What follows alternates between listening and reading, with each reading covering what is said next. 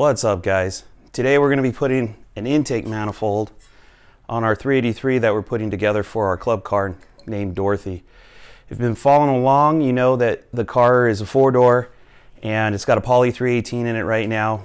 Really low on power, really slow, but it was cheap and all the guys pitched in working on the car to get it to where it is today. Hopefully this Friday we're going to be going to Verona with the car to see what it actually is going to do. I know it's going to have a very high ET and it's going to be really slow going down the track, probably a really low mile per hour, but we'll base on the car and everybody will get an idea to see how much difference this 383 is going to make going into that car. Anyway, this engine has been donated by all the guys that pitched in and bought the car, and some friends that didn't pitch in for the initial purchase. They just donated parts for the car. So we don't have very much money in this thing so far. The only thing that has cost us money has been like gaskets and stuff like that. And then when we get to putting in the fluids and stuff like that. But for the most part, everything has been donated. I did buy the valve covers, which were they're pretty awesome, pretty nice. And I was going to put gold valve covers on this engine, but one of the guys in our group, Chris Field, said, hey, it's like ruby red slippers on our car named Doorthy, so the red valve covers have to stay. Anyways, so we're going to put this old school Holley Street Dominator on there, and I don't know when this engine will end up in the Belvedere, but we're just going to keep moving and get the car ready, do a cam. Well, the cam's already broke in, but just fire up the motor, get it all turnkey on my makeshift engine stand, and then have it ready to go. And then hopefully in a weekend we'll just do an engine swap and then take the car out to the track with a big block in it. So anyway, enjoy the video.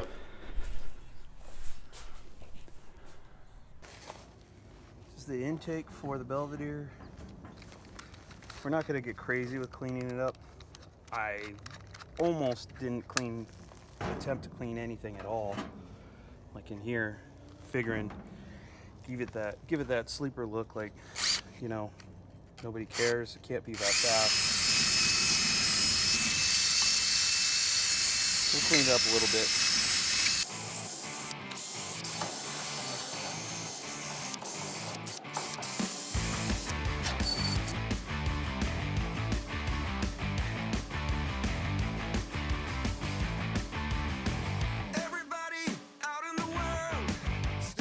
Around, calling all you freaks and nerds. You're just missing what you want. My brother's going down the drain. My sister's living the dream. But everybody's singing along. All right, here's the valley pan. Now, there's no coating on this thing, so if you put it on the engine, eventually this will rust. So I always, you should paint an engine color, but our engine's multicolored and black and, grungy looking. So I'm gonna paint it argent. It'll be the only nice looking thing on the engine.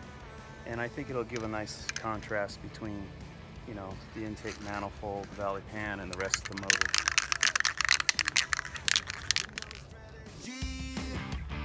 Who gives a shit about him anymore? Guess we never really settled. All right, so I rustled up some intake manifold bolts. These are actually for a small block. And I used the nicest, cleanest ones I have, which are blue. I didn't want to buy brand new bolts, and then they look too nice. We don't want this engine to look like somebody spent money on it, because we didn't.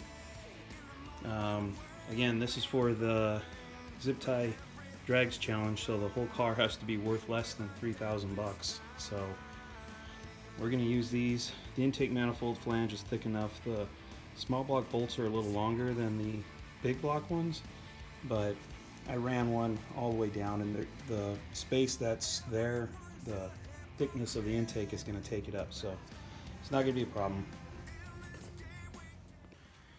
All right, so in the old days, or the old school guys, they'll throw these valley pans on and not put any kind of silicone on them.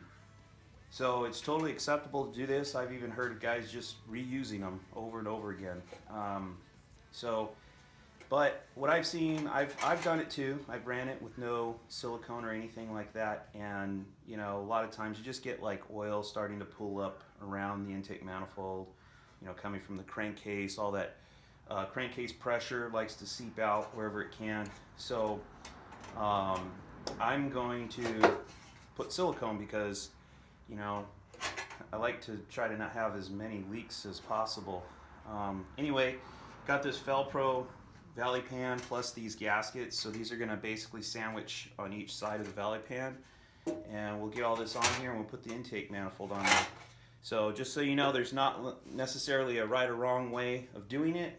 I'm going to just do it how I always do it. So it's up to you if you want to use silicone or not, or if you even want to use these, because this is kind of a new thing. Over the years, they never came with these composite gaskets. It was usually just the valley pan itself, and then, you know, smear silicone around it if you use silicone. Anyway, without further ado, we'll start putting this thing on.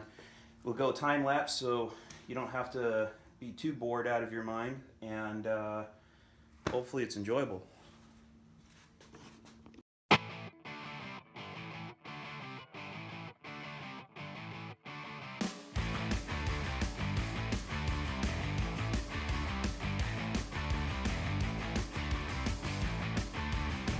Everybody out in the world, stop messing around.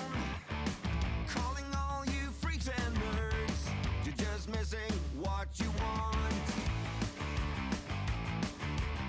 My brother's going down the drain, my sister's living the dream, but everybody's singing along. It's okay, we'll all soon be gone. Alright, started putting all this together, and then I remembered I forgot to put silicone in the corners. So bear with me. Pull this thing back up real quick, squirt a little silicone in the seams, and we'll be back in business. Give a damn this time.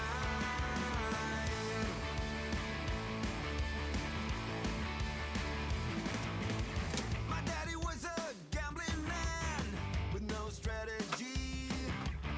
Who gives a shit about him anymore? Guess we never really settled the score. Half the town screaming not in vain, the other half is fake, but everybody's singing along. It's okay, we'll all soon be gone. Hey, what's the matter with the bright red lights? Hey, in the moment when the world went blind, but everything's alright. Alright. I don't really memorize things, so I have this really old, beat up engine manual. I think I got it. I think it was left in a car, so it's original, so it's pretty trashed. The front and back covers have fallen off, and you know, over time I lose a page at a time as it gets worn out. So anyway, 383.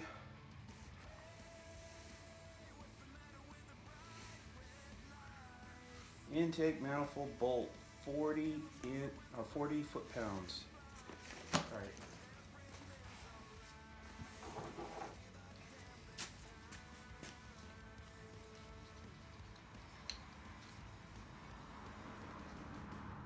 So this is going to be 40 foot-pounds, so I'm going to go up to 30 and then start tightening down, and then I'll go to like 35 and then 40.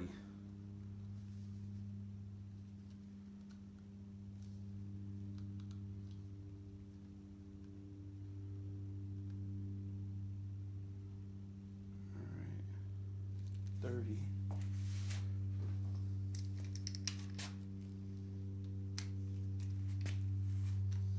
And the reason I do that is if I went to 40 foot-pounds on this bolt right now, you know, it's the only bolt holding everything tight. And so it's putting a big load on that one bolt. And then by the time you get to the last bolt you tightened up, this one's going to be loose again. So I'm trying to just bring it in slowly.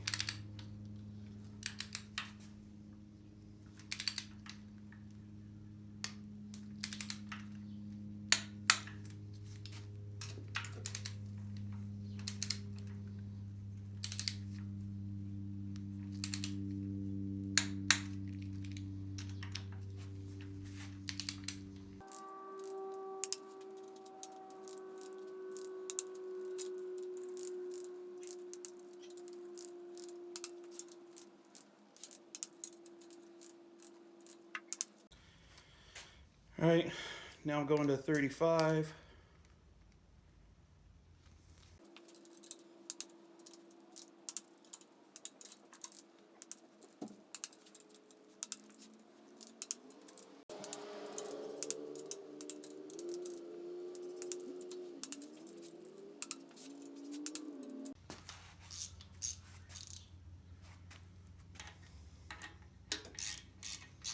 These, there's no torque setting for these, so I'm just gonna snug them down.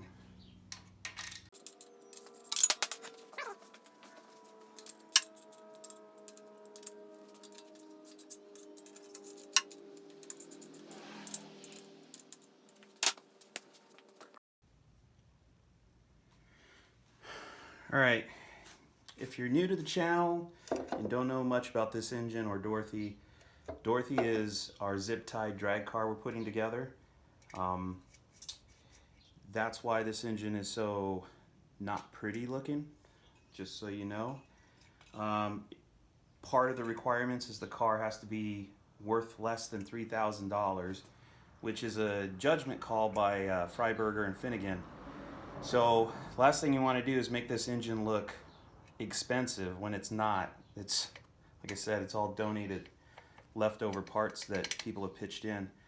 But anyway, you know, one of the things that looks the most expensive on an engine is its carburetor. So I think we're going to start off running a Carter AFB, which is old school because obviously, I don't know if you know or not, but Carter got bought out by Edelbrock. So if you were to buy a new one of these carburetors, it's an Edelbrock.